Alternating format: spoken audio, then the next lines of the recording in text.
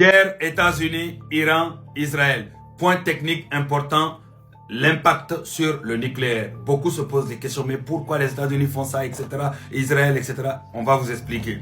Avant les frappes d'aujourd'hui, l'Iran possédait environ 400 kilos d'uranium enrichi à 60%, proche du niveau militaire qui est de 90%, selon les experts. Cela suffisait à fabriquer environ 8 à 10 bombes atomiques si l'enrichissement final avait été achevé en quelques semaines. Temps de breakout estimé 1 à 3 mois. Les sites clés étaient Natanz et Fordov.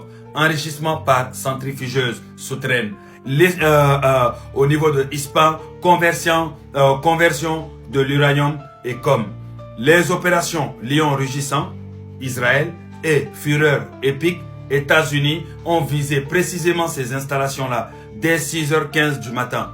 Des bombardiers furtifs américains B-2 ont largué des bombes pénétrantes, MOP, Massive Ordnance Penetractor, c'est-à-dire sur Fordov et Natanz. Les F-35 Israël ont frappé Ispahan et les infrastructures de Com.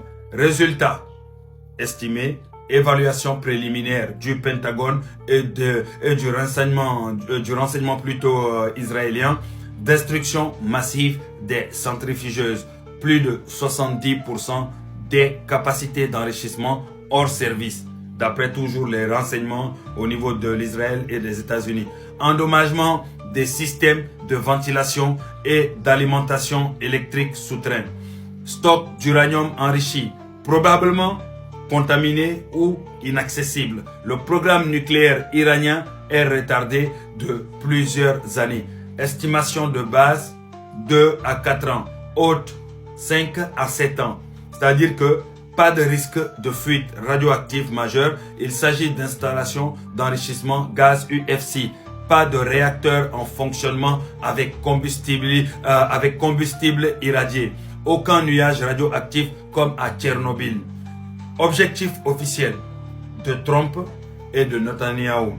Empêcher définitivement, je vous répète encore, empêcher définitivement l'Iran d'obtenir l'arme nucléaire. L'Iran n'avait pas encore d'armes opérationnelles. Pas de test, pas d'ogive miniaturisée confirmée.